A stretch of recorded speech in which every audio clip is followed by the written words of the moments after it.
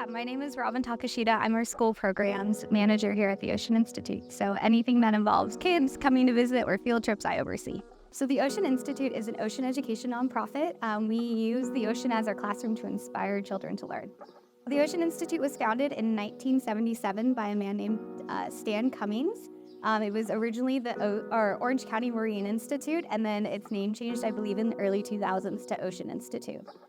So we have very local species to our area.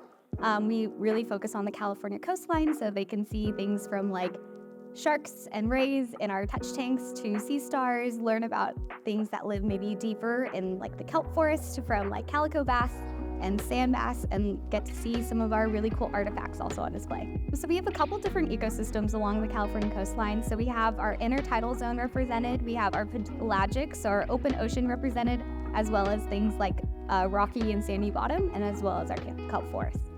We have two different species of sharks. We have our horn sharks and our swell sharks.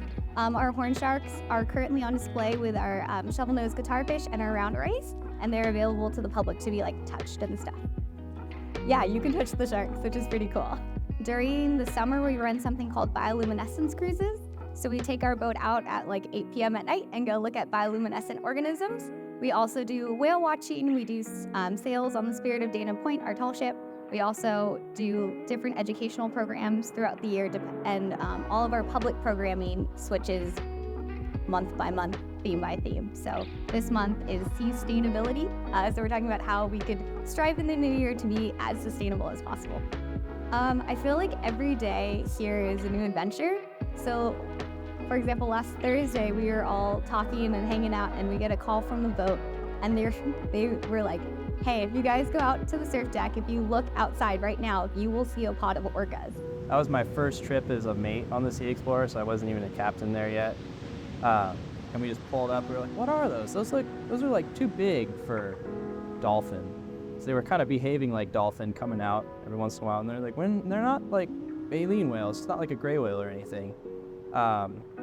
We came up and we were like, whoa, those are orcas.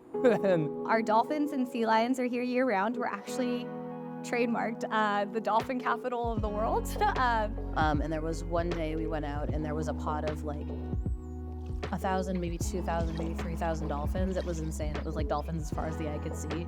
That was a pretty crazy memory, definitely like a core memory that like is in there. So Ocean Institute, we don't necessarily conduct research here, but we are part of research, if that makes sense. So right on our boat, the RV Sea Explorer, RV stands for research vessel, we help collect data for Scripps down in San Diego. We are partnered with Scripps Institute of Oceanography, and so they're comparing the amount of chlorophyll, so the amount of plants that are kind of floating around creating oxygen in the water, to temperature. We're also part of a research project that's looking at how to raise pismo clams.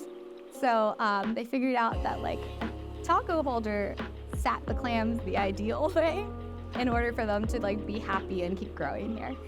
Our biggest thing is, even if we don't have kids at the end of the day walking away saying like, I want to become a marine biologist, we're really trying to create those connections so they care about the ocean and want to be stewards for the ocean.